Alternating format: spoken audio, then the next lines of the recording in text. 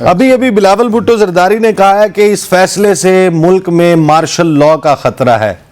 یہ بڑی خبر ہے، یہ بڑی بات ہے جو پاکستان پیپلز پارٹی کے چیئرمین کر رہے ہیں۔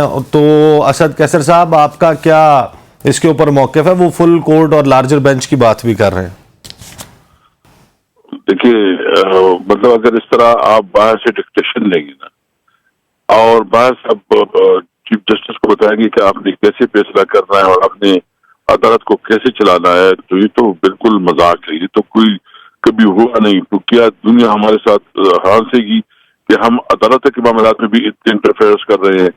تو یہ عدالت جانے، عدالت کا کام جانے۔ یہ عدالت چیف جسٹس نے ہمارے خلاف فیصلہ نہیں کیا۔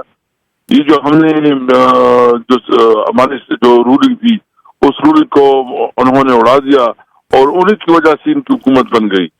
تو ٹھیک ہے، فیصلے کے اوپر اسد قیصر صاحب، کیونکہ پروگرام کا وقت بالکل ختم ہونے کے قریب ہے، ایک سوال میں کر لوں گا۔ سال جو ہے وہ پورا ہونے کو ہے، وہ 9 اور 10 اپریل کو بھی مارشل لاء کی اسی قسم کی کوئی دھمکی تھی؟ بتا دیں آپ۔ میرے نالج میں کوئی نہیں تھی اور نہ میرے ساتھ کسی نے کانٹیکٹ کیا تھا، اور جو کچھ ہم نے کیا اس وقت بھی ہم نے ایک میٹنگ کی کہ عمران خان نے اس کو چیئر کیا، اور تقریباً رات 9 تاریخ کو کوئی 10 ساڑھے 10 بجے، اور خان صاحب نے پھر کیٹیگریکلی کہا، جس میں ہمارے ساری لیڈرشپ موجود تھی، کہ جو قانون کے مطابق ہے، جو سپریم کورٹ کا فیصلہ ہے، اس کے مطابق جو ہے نا آگے اقدامات کی جائے۔ تو ہم نے جو کچھ کیا ہے۔ سر، بہت بہت شکریہ۔